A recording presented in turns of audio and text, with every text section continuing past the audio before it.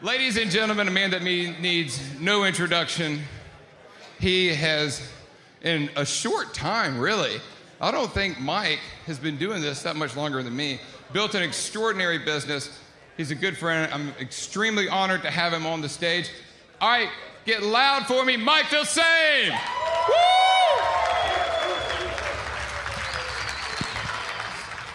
How you doing, guys? Give it up for Trey. What a great event this week, right? Great. All right. So we got 1 hour. I'm going to jump right into it. The slide says the single most effective way to sell anything online. And this is the system that earns our company over $21,000 every day. The reason why I didn't put $21,473.86 is I didn't want it to look like a ClickBank sales letter. Because this is true, and I'm going to go over it with you. Does anybody have any idea what this system is? What's that? Somebody said over here. Automated webinars, exactly. And I'm going to break down what we're doing, why it's effective, what you need to focus on, maybe some of the things that are a little bit more intangible and not as obvious that you may think. Exactly, automated webinars. So Rich Schefren, you guys all know Rich, right?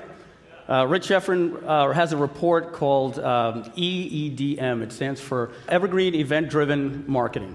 How many of you guys have read that? Just curious. Okay, yeah, you pay about $97 a month to be part of that club with Rich.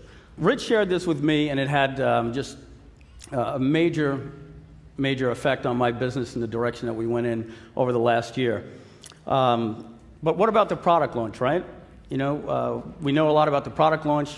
Should we still do product launches? The truth is yes. There's a lot of pros to the product launch. Some of them are they're very good for branding, right? You know, a lot of the guys that have been on stage over this last few days probably became popular due to a product launch. We all know they bring in a lot of cash. Jeff Walker, Andy Jenkins, Video Boss, they've shown a lot of the case studies from marketers that are outside as well of just the internet marketing niche, and we've seen, you know, the type of money that can come in just 24 hours or in the first week. Obviously, when you're launching a product, when you're bringing it out, it's a great way to introduce your product to the marketplace. Doing a list in whatever niche you're in, obviously you're getting traffic sources from some of the people of biggest influence in your niche, and you can usually build a list on the shy end of 15,000, and we've gotten as high as 52,000. Our most successful launch for list building was LaunchTree. But with affiliate.com, combined with the two different launches, we got over 50,000 with the two different launches. But the problem with the product launch is it's not a business model. It should supplement your business, something it took me probably too many years to figure out. And there are some cons. And the cons are, number one, it's very taxing. It's taxing on you, your team, and your resources. You tend to operate, you know, in those four quadrants, what they call urgent, important, and you really don't want to be operating your business in urgent, important. You want to be operating on not urgent, important, meaning nothing ever becomes urgent. Because if you're always working on urgent, important things, then you're not doing the important things until they become urgent, and then you're just running around like a chicken without a head. Who here's done a product launch before? All right, you guys know what I'm talking about those last 48 hours before the web page goes live and how stressful, you know, those things can be. And, you know, people are trying to get in touch with you and you're like, oh man, I haven't done email in 7 days. Okay, and that's what I mean. It's very taxing on your team and your resources. As well, you're getting so many customers all at once. If you have a low-end product, you could be getting 7,000 customers, which is a good thing because of the money you're making, but you're getting 7,000 customers all at once. If it's a high-ticket item, you could be getting 1,000 customers all at once. It's very difficult for your help desk to keep up with those tickets, and the customers start getting a little bit upset.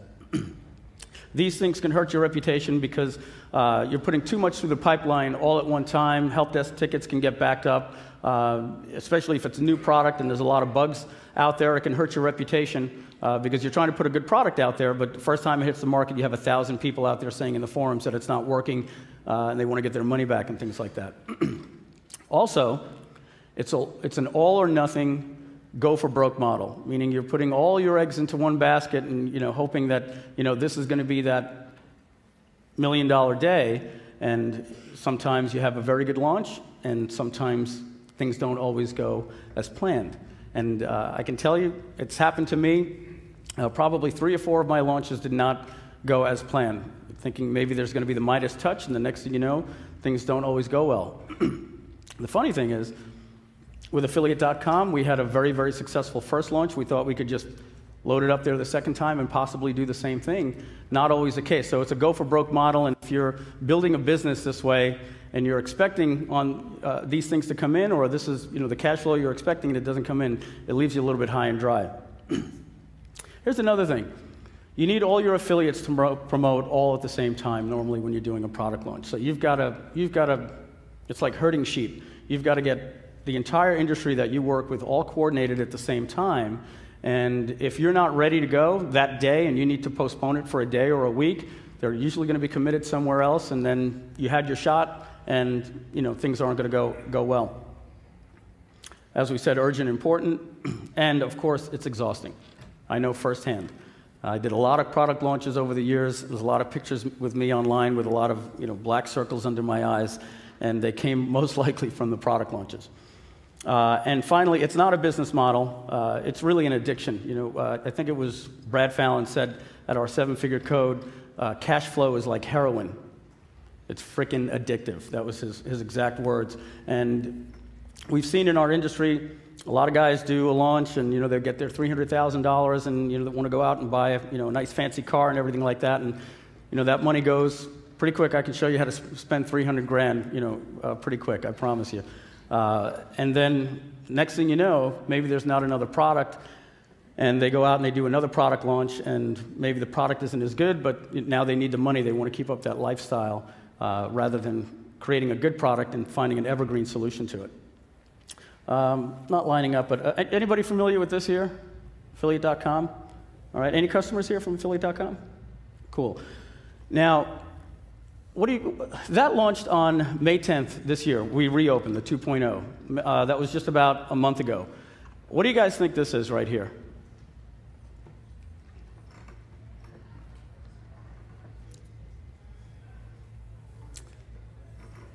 What you're looking at right here is what was going on in my shopping cart for a completely different product.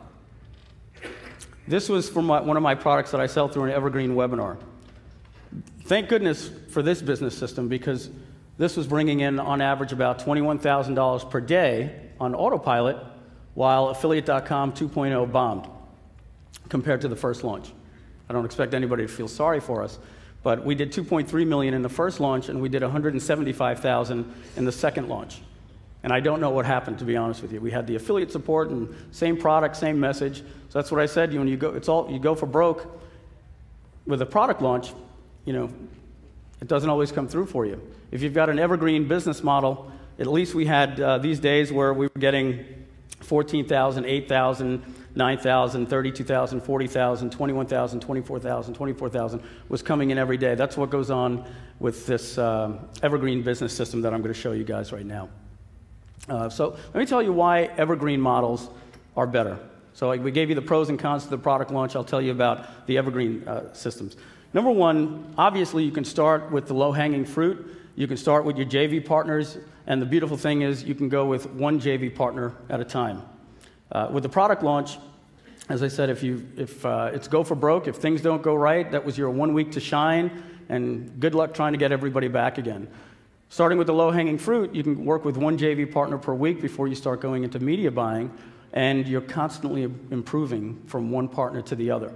And if things don't go right, if the video doesn't play, or if there was a problem with the replay or whatever, you don't have the 50 affiliates all promoting at the same time. Next, when you have a good product and it converts well, the partners will seek you out. Funny thing about Affiliate.com was the first time we opened it, it really was a great product. It truly is one of the best products we've ever put out. But it was only open for 10 days. If you think about that, it doesn't make sense, right? If you look at like the Apple iPhone, they don't bring it out and say you have to buy it, and you've got 10 days to buy it, and we're never going to sell it again. The reason why we do that is for one reason, just one reason. Scarcity. Scarcity works. But what's the downside? Having to take your product off the market. A good product that people want, they're asking you, hey, can you buy it? No, you've got to wait till next year. All right? Here, we've got a good product. It converts well. Customers are happy. We get everybody talking about it. People are lining up to promote it. We don't have to tell them, no, we're closed. So we just line them up one person at a time. Obviously, you learn more every week, and you can constantly grow your business. So the worst week you're ever going to have is your first week, and you get better every week. You increase your landing page conversions, your split testing, all those different things. This is an important one. You learn the value of a lead. Every single opt-in, you can put $1 to that. Why is that important?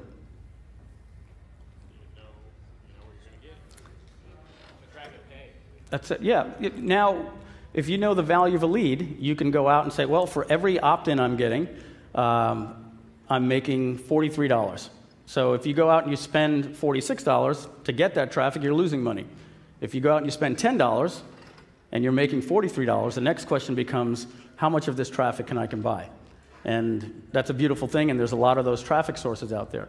But I'll be the first to tell you, I worked for many years calling myself an internet marketer, but I was a guy really that just created pretty good products, did some good marketing, had a good relationship with a lot of JV partners, and I took the easy road out, and I just had people mailing my products for me.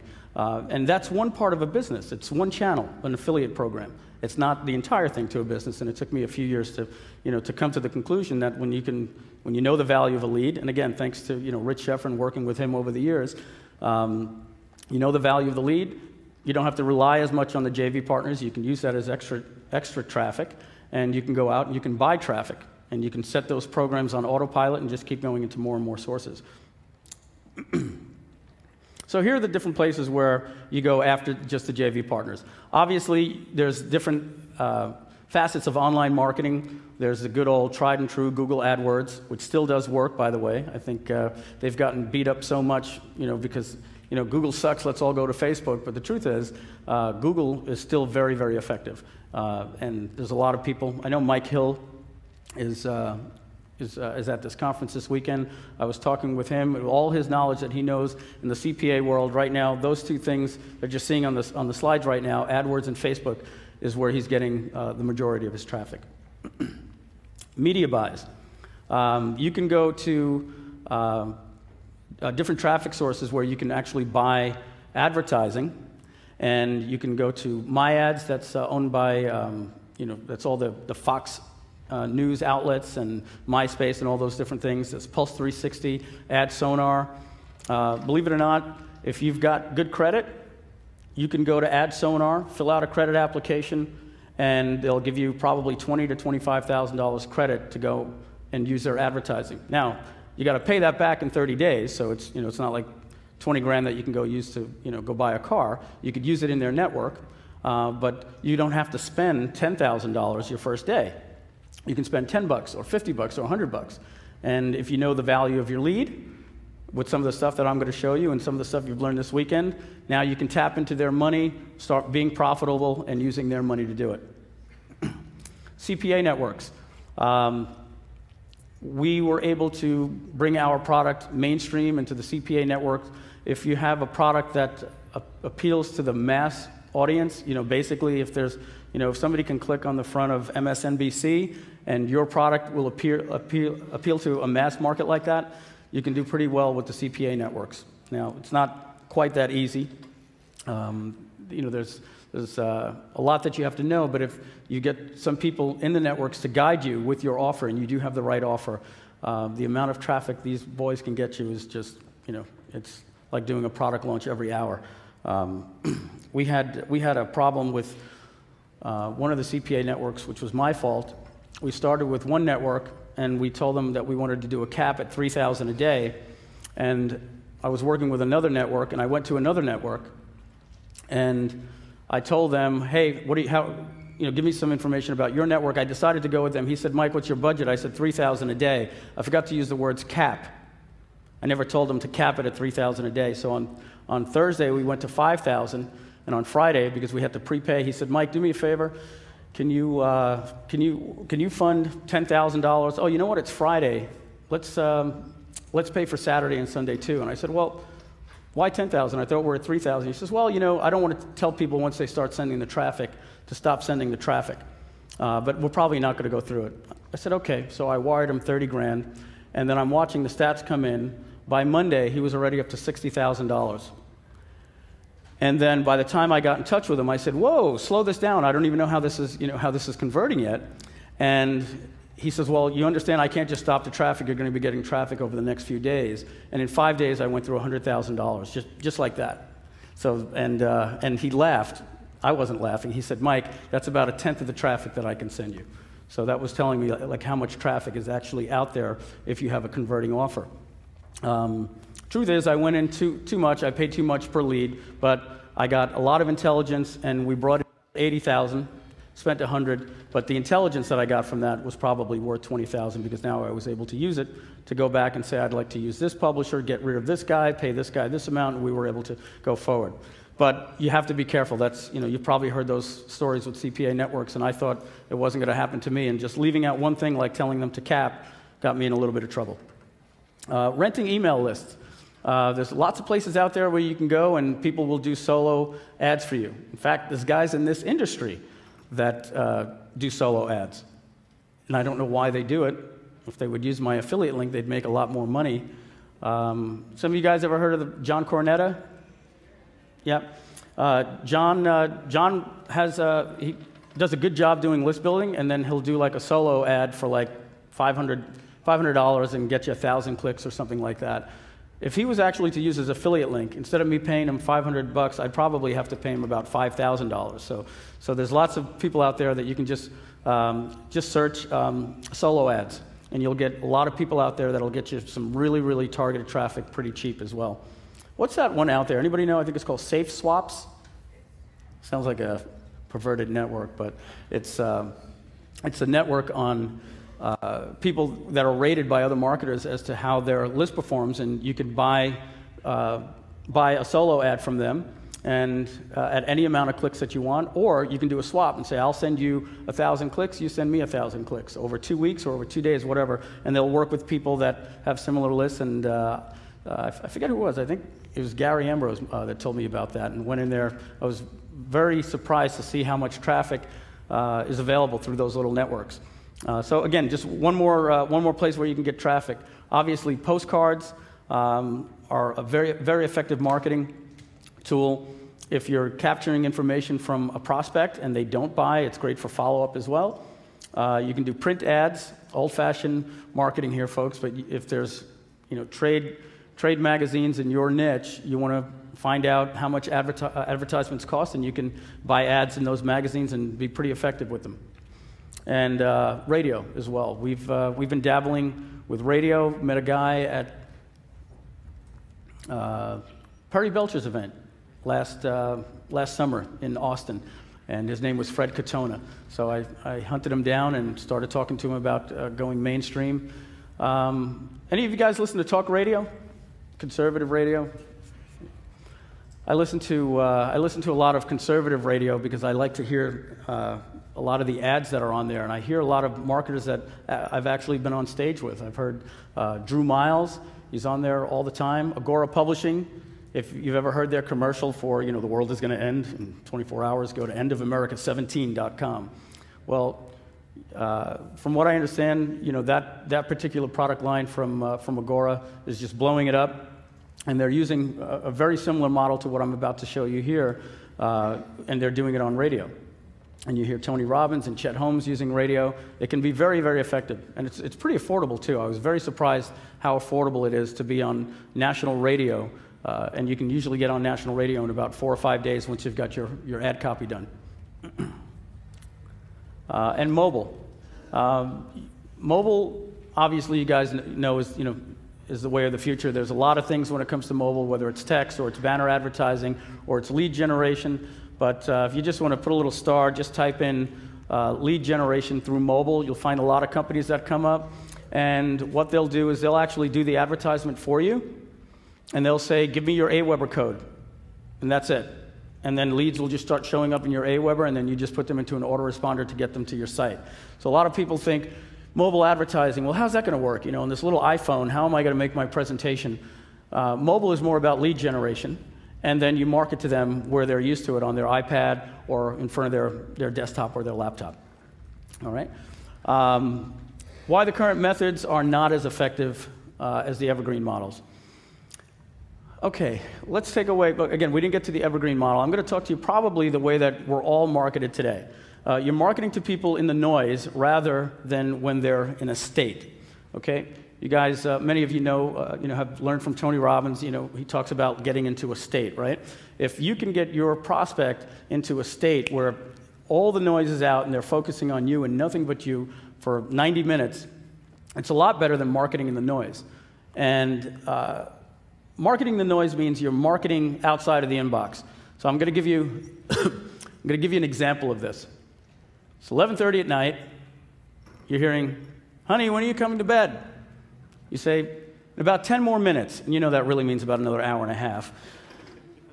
And you're going through your inbox, and it says, "How Google screwed me and made me $10,000 at the same time," something like that, right?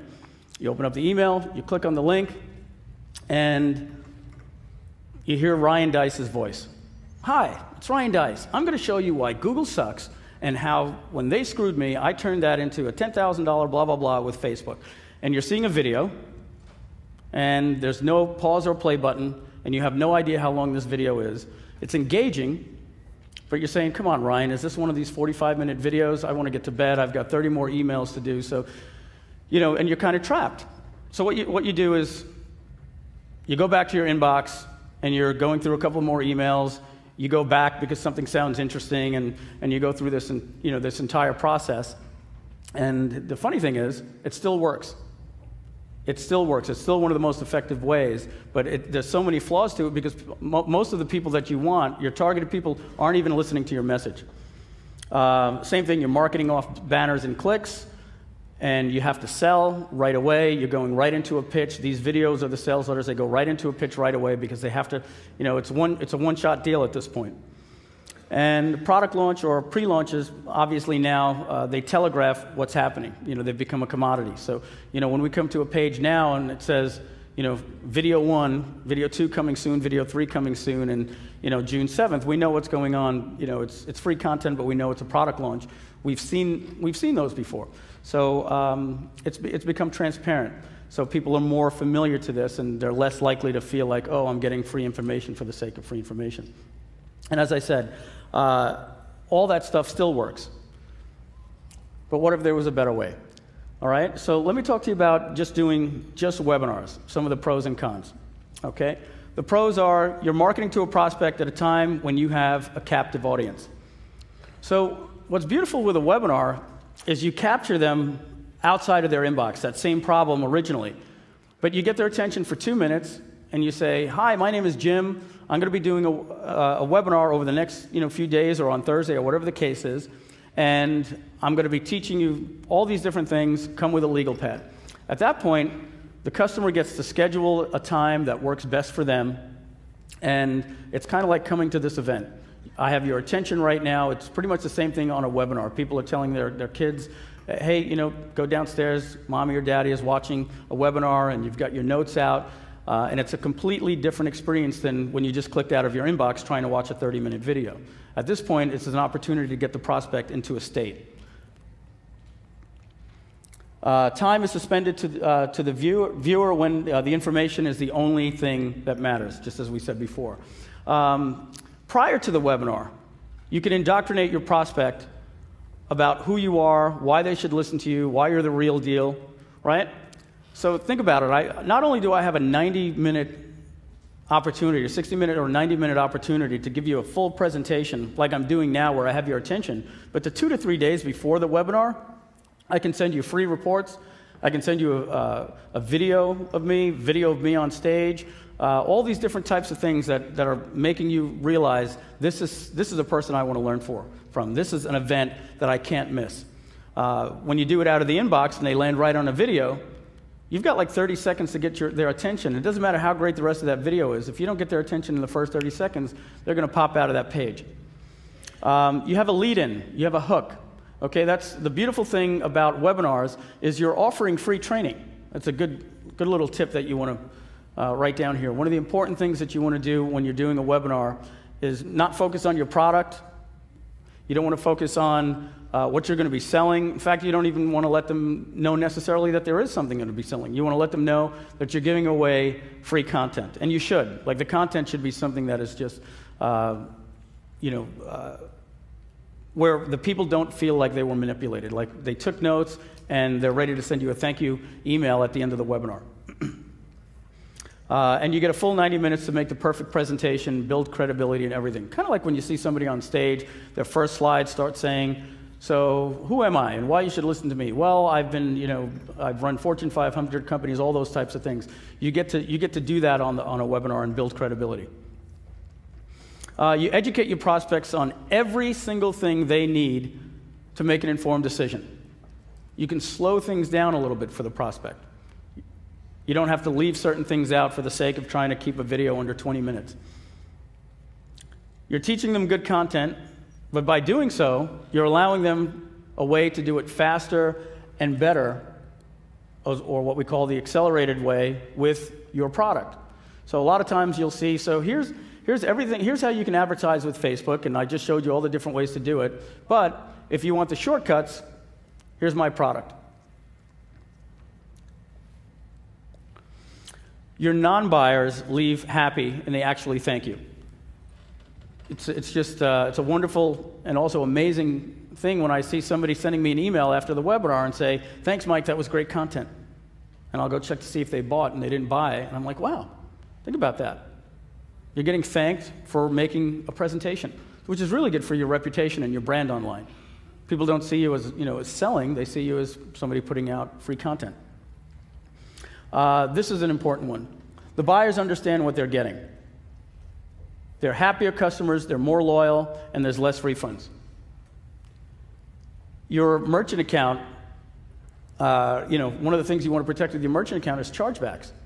And you'll see very few chargebacks about people feeling like they saw one thing and bought another. They know what they're getting with this. Also, the webinar happens live, so people aren't trying to fast forward. They're consuming your message exactly the way that you intended. They know everything about the product, and you have extremely low refunds and less chargebacks. Webinars, they're auditory, visual, kinesthetic aspects, and thus has the highest conversions of any method of selling, on par with speaking from the stage.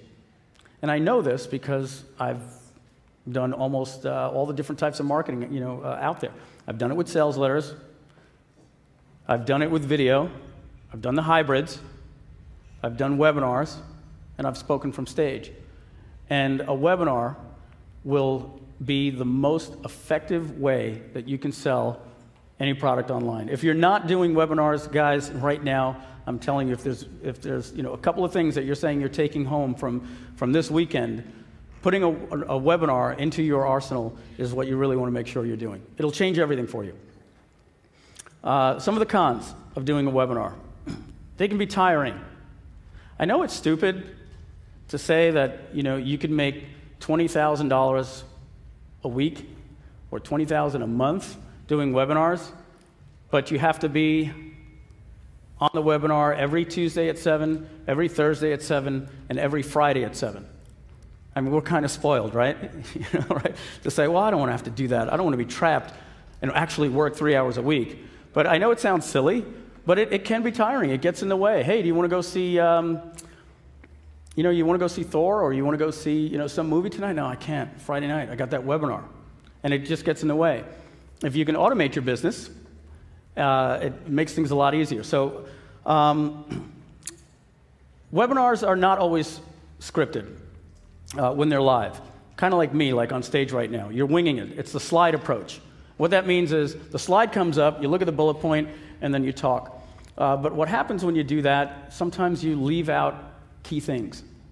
Sometimes you tend to run on about things that don't matter. Maybe it's topical and it's New Year's or it's Christmas, and you're just talking for 10 minutes about what you did on your vacation, or I was with the Mavericks last week and we were jumping out of a plane at 30,000 feet. Me. Has nothing to do with the person listening to the webinar. And sometimes you forget the guarantee. Sometimes the person helping you doing the webinar doesn't show up. Sometimes you're on the webinar and in the middle of talking, you're hearing beep, beep, beep. You ever been on those webinars where every single time somebody's coming on the webinar, there's a beep, and it's like you're trying to enjoy the content, but it's annoying, and it's annoying for the person doing the presentation. You're hearing, can somebody look into those beeps, find out why those beeps are going off? Sometimes you have a sore throat, and sometimes you do $25,000 in a webinar, and the next time you think you did the same exact thing, and you do 1,300, the same amount of people. You start questioning, I don't know, was it his list compared to this person's list? Well, you know what happened? You forgot to talk about the guarantee this time, and you went way too long, on talking about this part of the presentation. So my point is, doing a webinar isn't always consistent. The time is not always great. It's not always prime for your prospect, all right? So we have anybody in here from Australia or New Zealand in here? Okay, so Ed, right? Okay, so you guys know what it's like when somebody wants to do a webinar at 7:30 p.m. on a Thursday. Oh, well, that's great. That's like, what is that, at 5:30 in the morning on a Wednesday for you? Right, yeah. So it's very difficult to tell somebody that's, on another part of the world, or even let's say even in Germany or the UK, if you're doing a 9 o'clock webinar, for the people in the UK, that's 2 o'clock in the morning, a 9 o'clock webinar. And that's when it starts. When it ends, it's 3:30 in the morning.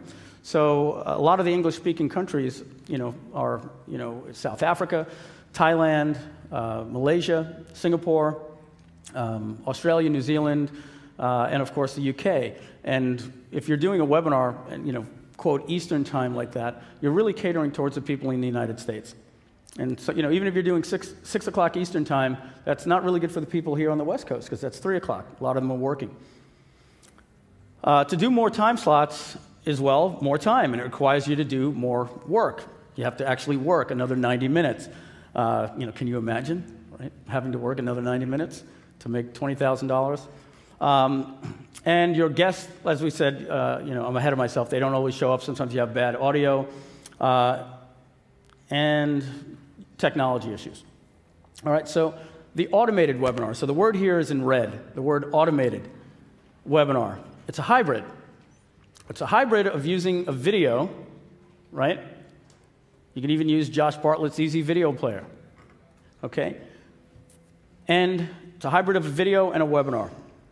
It's pre-recorded and therefore scripted. Underline this one, guys, if you're gonna do this. When you're using Keynote or PowerPoint, on the right side, on the left side are all your different slides, right? On the right side is the big window where you're working on that particular template, and at the bottom there's a little strip like that called Notes. That's where you're gonna actually script out your webinar like a sales letter. If there's an or an ah, it's deliberate, because you maybe wanted to make it more natural. But you're actually reading copy from every single slide. So you're not doing some of the things that I'm doing now. You're not going, okay, let's move on. And you're not jumping around like that. Every single word, just like written like a sales letter, is perfect, and you don't have words that don't belong there, and you have just the right amount of words to make the perfect presentation.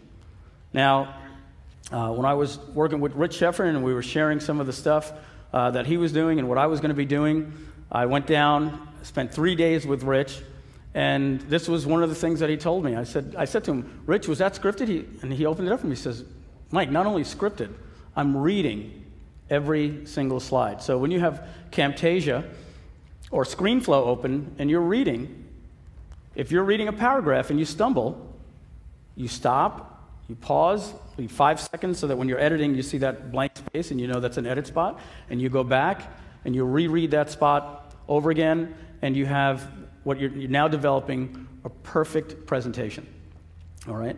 And the person watching the webinar, they don't notice, because you don't notice when things are good. You're just expecting, it's captivating, right? It's like a good singer. It's like a good magician on stage.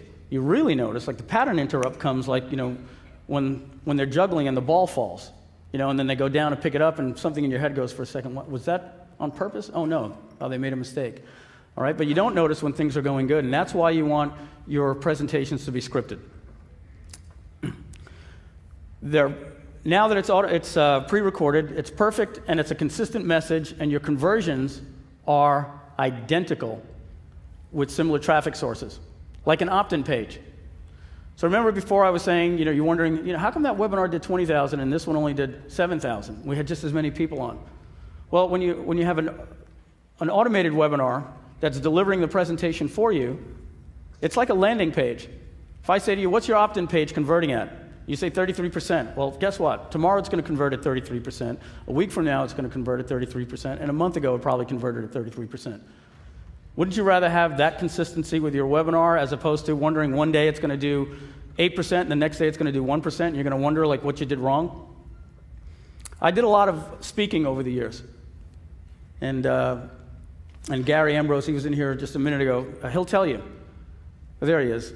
Gary, how many times did we knock it dead on one presentation, do the same presentation a month later to a similar crowd, and we were wondering why we were the guy that made no sales that week? Every other week. There's something we don't know, and you're constantly changing up your presentation, saying to another speaker, hey, I'm going to switch up my close. I'm going to do what you did, because you're always second guessing. You really don't know what worked, but if you have a conversion here that's working, it's people, we're human beings. We act the same consistently. That's why we split test, right? Over 1,000 people this way, 1,000 people this way, it converted better this way. Well, rest assured, we stopped doing it this way and we continue to do it this way. Because future humans that see the page are going to react the same way. It's the same thing here. Is that all making sense? Good. Okay, it's not live. It's an event, all right? And you never want to use the words live. If you go through mine, you guys seen Frank Kern do this, right? Anybody been on Frank's webinar? He's advertising all over your Facebook. I'm sure you're seeing him all the time, right? And you click on and you register for one of his webinars. I hope you guys know that Frank's not always on those webinars, right? Right? No, those are automated webinars. And you're also seeing Rich Sheffrin do this as well. One thing you won't see us say is, meet me live, because it's not live. And you don't want to say it's live, because that would be misleading. That would be a lie. But it's an event. And the best way I can tell you how this works is Tony Robbins does something called UPW, right? And you can go to a UPW event, and you sit in a room like this, and Tony's in Fiji somewhere, or at home, or sleeping, or whatever he's doing, and you're seeing a presentation that Tony did 2 years ago. It's the same content. You're learning the same message. So sometimes Tony does a live event, and in fact, when I went to see Tony in New Jersey, the first 2 days was Tony live, and the next day, I was with Tom Beal, and we wake up, and we go to see Tony, and he's not there. We find out Tony left, and there was a video presentation about Tony talking about how to get your life in order with health. Okay, that's essentially what your webinar is. It's an event. The content is the same, but you don't want to tell people that it's live. So when you come to my pages, it says something like, hi, it's Mike Filsame. I'm going to be doing a webinar over the next 4 days, and I'll point to the days where the webinar is. I never say it's live when we get started. I never say, thanks for joining, we're live. I'm not trying to give that sense that it's live. Now, I will tell you something that I do that does increase our conversions. Everybody that has attended our webinar, when you're at the webinar room, on the right side of the room, it says webinar attendees. And anybody that's ever seen a webinar, I store their name in a database and I populate that in there. So you're not actually watching the webinar with those people, but it makes your enjoyment better, because there could be lots of people all over the world that are watching it. But what I refer to that is like a laugh track, right? When you're watching a sitcom and they say something funny and then that fake laughter goes in, okay, that's done just for your enjoyment. It's the same thing here. We're making the webinar environment simulated so that you're getting the feeling of watching it with other people. And that uses what influence tactic? Social proof, exactly. You guys are good. Good. Okay, here, you can do several days a week and several times a day. So imagine you have a product and you want to get up on stage. And you say, hey, Trey, can I get on stage? And he says, yeah, you can get on my next event. And you get up on stage and you get in front of 300 or 400 people and you give away good content and you say, so if anybody's interested, meet me at the back of the room, and 25 people show up at the back of the room and buy your product for $997. That's pretty cool. What's the next thing you want to do immediately at that point? Get on another stage, right? While it's fun, I can tell you it can be exhausting and it takes away from your business. What if you could be on stage 4 days a week and 4 times a day and get the equivalent of 16 stage presentations a day, and you don't even have to show up? I hope you're starting to see how this starts coming together. If we go all the way back, do you guys remember the slides I showed you where we had a $14,000 day, a $24,000 day, a $40,000 day? I wasn't doing anything those days. Actually, I was stressed out of my mind doing a product launch while somebody else was showing up and doing my presentation for me with a perfect voice, a perfect script, doesn't forget the guarantee, and closes the same every single time, like clockwork. You simply feed the front end at this point, and the money comes out the back. That's it. The only goal at this point, once this is in motion, is just get people to convert at an opt-in form to learn something for free. All right, here's something that's important, though. All right? Remember we said you want to focus on training? So you have to have a hook, okay? The 7 biggest mistakes people make when doing X, Y, Z, or whatever the case is. You have to get people to want to get on your webinar. It's important. People want free training. If they're not excited to show up at your webinar with a pen and a legal pad and close the door and tell their spouse and kids that, I need alone time for 90 minutes to an hour, then you didn't do your job right. If you're telling them, get on and I'm going to talk to you about my home study course, they're not going to be quite as excited. Next, your hook has to tie into your product. This is a key.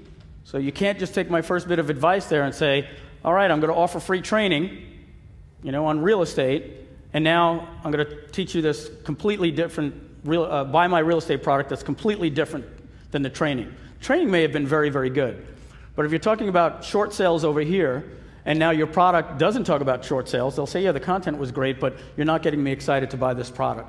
So your free training needs to lead right into where they're just so excited that they see, okay, I see how this works, I want to know more. This is interesting. The sales will show up at consistent times throughout the day, right? Because my webinars go off at certain points throughout the day. We do 4 webinars a day. I have a one shopping cart app on my iPhone. 5 o'clock webinar goes off at 5. The call to action is 1 hour and 30 minutes into the presentation. So at 6:30, I'll open up my iPhone, and I'll just hit refresh, refresh, refresh, and every few minutes you see 1997, 389 by 6, 1997, 90, and then it just stops, and that's it. There's no more sales. 3 hours later, same thing happens again, 4 times a day. This is good because if, depending on the software you use, you get questions. And you can you have a little box, ask your question here, and you can use the questions to gather intelligence, make more sales, help support, build an FAQ, and increase conversions. So let's take those down. Number 1, you're gathering intelligence. People are telling you, and if you can, try to get the time that the question came in, because if you're getting a question at a certain time, in the presentation where it needs to be addressed if you're going to go back and redo it. But remember, I said, the first webinar you do is the worst it's ever going to get. It's only going to get better from here. Now you're getting intelligence from your customers. Maybe they're saying something like, does this work on a Mac? And you're saying, wow, that's interesting.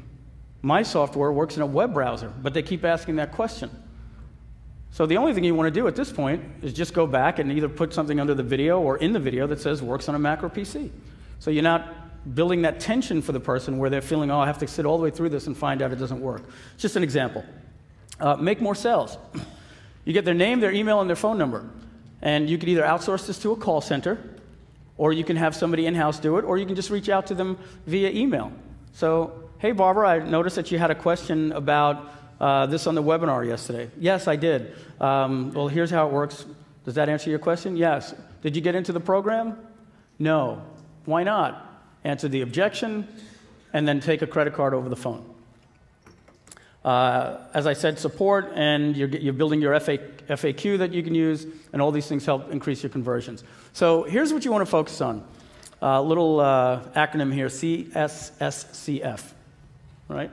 So these are the things that you want to focus on your webinar. The conversions, C. First C, conversions of your landing page. It's one of the most important things probably that you've got to focus on. I'll explain why in just a minute. The show rate on your webinar, right? Got to go to the extremes here. If you have a 100% conversion rate on the webinar registration, but you have a 0 show rate on the webinar, you're not going to do very well. Stick rate on your webinar. That means out of the people that show up, how many people stay to the end? Okay, great. Your registration page is converting at 40%. So for every 100 people, 40 people register. Your show rate is 50%. So out of those 40 people that registered, 50% of them showed up. How many people made it to the end of the webinar? 2. You've got a major problem. You're boring the hell out of people somewhere, and you need to identify that. Because if they're not sticking around, this is another place where it's breaking along the pipeline. Obviously, the next C is the conversions on the webinar. So you got a great landing page, they're showing up, your content is great, but they're not buying. You've got to find out why, and in many cases, they're going to buy. If they're sticking through your presentation, I can promise you, you're going to have a pretty good conversion rate. Probably going to be converting somewhere around 8 or 9% of your buyers for a high-ticket item of $497 to $997, all the way up to $1,997. The next one is the final one, F, your follow-up process. Okay? People registered for the webinar, but they didn't show up. They get a separate follow-up sequence. People registered for the webinar, they showed up, but they left. That's a separate follow-up sequence. People showed up for the webinar, and they registered, they showed up, they stayed all the way to the end, they saw the price, they didn't buy. It's another follow-up sequence. See, it's different. This one, I know you saw the offer. I can say, hey, Greg, we noticed that you stayed on the webinar the other day. Did you notice we had a payment plan? Did you forget that we have a double your money back guarantee? How about if we also threw in this additional training program, whatever the case is? But you can't have that same follow-up sequence to the guy that didn't show up for the webinar. All right, so you have to have these sequences here. Here's a bonus slide. Using a pre-sell landing page works incredible to getting people to register for the webinar, and if you follow what's called the EPC, the effective earnings per click, from that first click, the people that go through a pre-sell page before they get on the webinar are more likely to show up on the, get on the webinar, show up on the webinar, and buy. It's more believable. Now, if you're looking at this page, this is actually one of my pages, all right? It looks very similar to what is known as a fake news site. Now, those things are very, very, very dangerous, to the point where if you're doing these types of tactics, the FTC is going to come after you. They're going to seize your assets and all that crap, okay? So guys that do this are lying to people. Number one, listen to the words there, fake news. It's fake. They're talking about something that's not true, and they're reporting it as news. So what we're doing here is we're using the word magazine, and everything on our site here is actually true. The woman that you see on the left side of the page is actually a reporter that interviewed me, and on the right is that's my employee for the video that when we were on the news, and we just basically featured that story, and then we're using that to say, if you'd like to learn more from this person, click here. Alex Mondosian once said, nothing sells better than the truth. Just remember that. Use the truth in your marketing. If there's ever a point where what you're doing is not true, even if you sold 80 units, and you're saying you sold 100, well, then just say you sold 80, because it's true. Nothing sells better than truth. There's like a vibe that comes out about it. And, we all know, right, when that bullshit factor goes up, come on, guys, we've all seen those ClickBank videos, right? You just know there's something going on that's just not true. And sure, people buy those ClickBank products, with the ones that we know that we're talking about, but they have refund rates, as high as 50%, and they're getting kicked out of ClickBank. So let's not even look at those guys and say, well, if they're doing it, we can do it. All right? But if you have a pre-sale page, that could be a blog post on your own page that looks like it might have different call to actions, but all your banners are actually for your product. All your videos are related to your product, and all the links actually go to your landing page. You can make a blog post look like this. Just make sure it's telling your story. All right? Different traffic sources get different landing pages. This is one of the pages that I use for Facebook.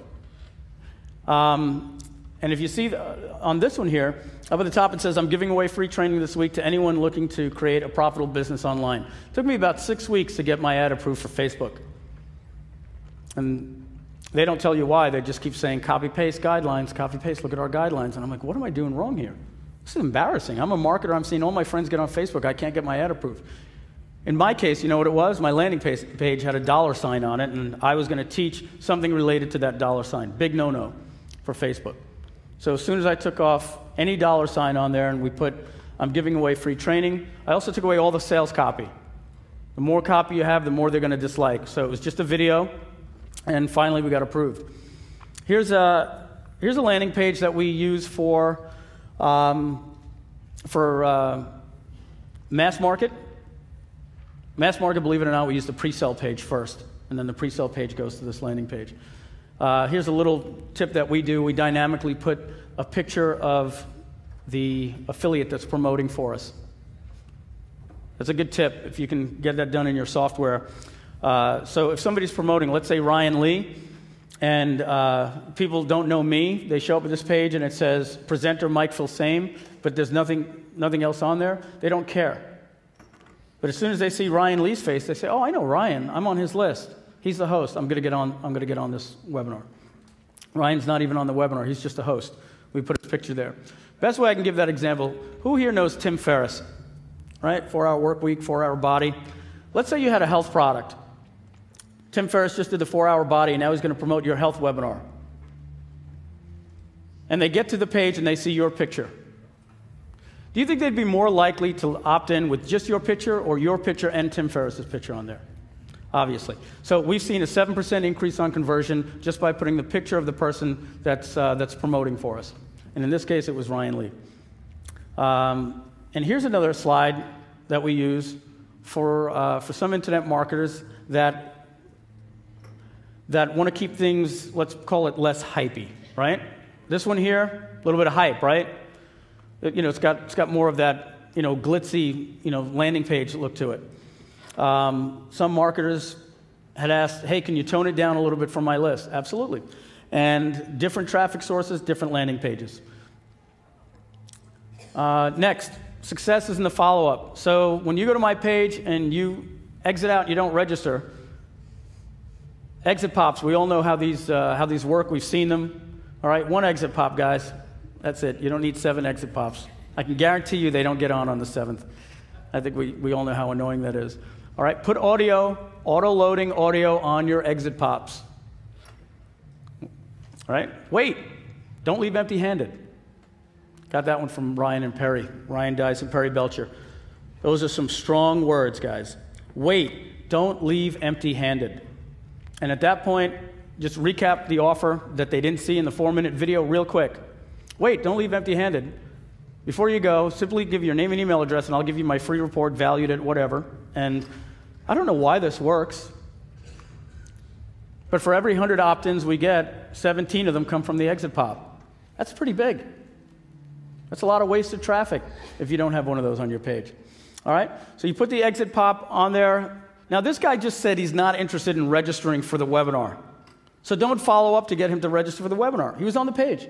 You said, hey, register for my web, and he popped out.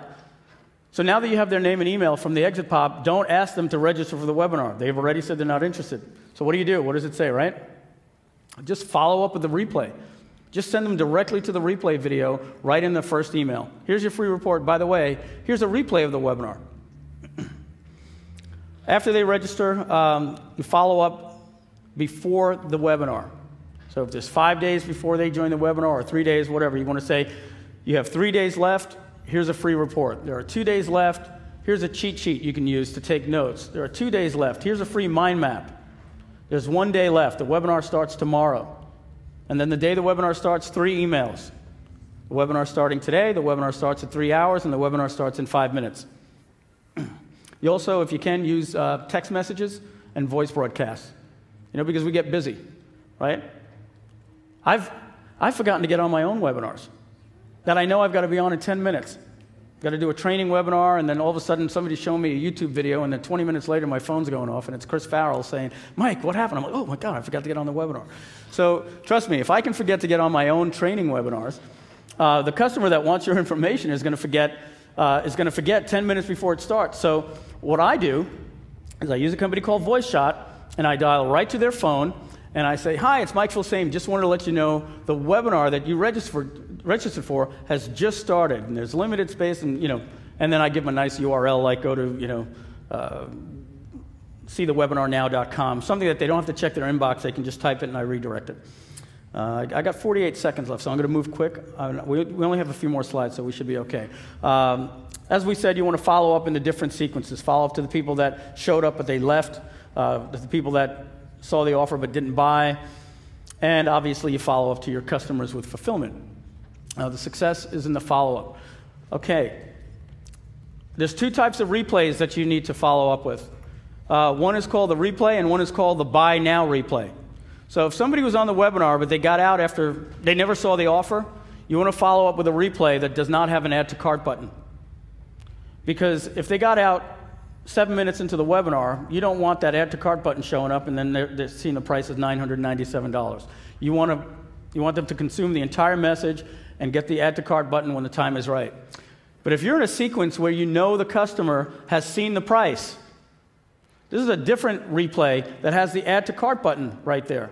Because if this person saw the webinar on a Thursday, got paid on a Friday, and has the money in their PayPal account, and now they want to buy, you don't want to put them through a 90-minute presentation where they have to wait for the add to cart button to show up. So just have that button right there for them. So maybe there's just a question they wanted to see 10 minutes in. Answered my question. It works on a Mac, whatever. Click that add to cart button and they can buy. So you need two replays for each sequence. I'll go a little quick here. Obviously, you want to have FAQ pages in your follow-up sequences. Send them to testimonials on the 3rd day. These are the different things you want to track through different traffic sources, right down to the sub-ID. Your landing page conversion, track your show rate, track your stick rate, how many people show up, how many people actually stay on the webinar to the end, your dollar per registration. All right? So what that means is if you made $100,000 and you had 100,000 people register for the webinar, well, then you're making $1 per registration. If you had 10,000 people show up for the webinar and you made $100,000, then you're making $10 a reg. But what you're going to see, it's more like having 1,000 people register for the webinar and you'll make $100,000, and now you're making $100 per registration. So imagine that. People just give you their name and email and you're making about $100 per registration. These numbers are true. Trey, didn't you talk about webinars that you did, right? Yeah. Yeah, and you had some pretty incredible numbers per registration. Yeah, it was $205 per registration. Per person that showed up, rather, per attendee. Oh, per attendee. Yeah. Okay, yeah, so probably about $100 per registration because it's about a 50% show rate. Yeah, that would make, around there. All right, guys, I don't know if I can translate that to you, but you've got a squeeze page. They give your name and email address, and then you send them to your sales letter for your $47 product, and 3 out of 100 people buy the $47 product, as opposed to getting $100 just if they give you their name and email. If you do the math there, it's staggering, the difference. You want to, let's just go back. You have the dollar per registration. Then as Trey just said, the dollar per attendee. You want to track that. How much money are we making if they show up? Because then you know how much money you're leaving on the table. You can say, holy shit, we only had 30% of the people show up, And when they show up, we're making $200 an attendee. There is so much opportunity there for the other 70%. You've got a problem getting people excited about your webinar. If you do a better job there, you're going to make a lot more money. Okay? The dollar per offer seen. I don't know if you track that one, Trey. That's a good one, because if you're tracking how much money you made if they actually stayed on the webinar, you'll see that number be somewhere around 378. Then you realize, okay, how do we make sure they don't leave? Promise them something for free at the beginning of the webinar. Hey guys, I'm going to give you free access to an entire module of this. Other customers have paid this. I'm going to give it to you. I'm going to give you a promo code at the end of the webinar. And remind them a couple of times. And then they'll stay to the end, or be more likely. Find out when they're getting out. Find out when they're leaving, because if you find out that you're seeing the spike right here at 32 minutes, there's something going on at 32 minutes that they don't care about or is too confusing, and you have just showed them that this is too confusing for them and it's not going to work. You've got to get it out of your slide. Got to believe in the numbers. When you know your dollar per registration, you can buy more profitable traffic than you would ever imagine. It changes the game. It changes the game. People start seeking you out, and the next thing you know, you're the next Mike Geary, with Truth About Abs, or a product like that, or some people will start seeking you out. Webinar dollar per registrations are usually so high, therefore you can now take your business to another level. I have yet to do a type of advertising where we weren't profitable. Some of them were just too complicated or waited too long to get in the magazine. Took 2 months to get in the magazine, and then when we finally found out it made money, now to go rerun it takes another 2 months to get into the next magazine. I'd rather put an ad up on Facebook or do a media buy and get an instant result. And then the next question, as I said, is, wow, how much of this can you buy? And if you can spend $1,000 a day or $100 a day, you buy up all the inventory and you put it on autopilot. Price points for webinars: $47 to $997 is ideal. $19.97 if you've got an extraordinary product, but I would recommend $497 to $997. All right, so here's a question before I leave. Whatever your product is right now, what would it feel like if you guys were making an extra 100 sales per month for your product? If you could do the math for that. Okay, do the math for what would an extra 100 sales a week mean to your business. And then finally, 100 sales a day. These numbers are real, they're attainable, and you can do it if you look into that evergreen model I just went over with you. The question everybody has at this point, is what software do you use? There's a lot of different software out there, and obviously, I'm going to be coming out with a software in about 2 weeks that does this down to everything that I believe is important to track, and you'll probably be hearing about that soon. But I'm done. I've hogged the stage about 5 minutes too long, and I've got to let my friend Frank Kern get on the stage, guys. So I'm done. Thanks a lot. I'll talk to you soon.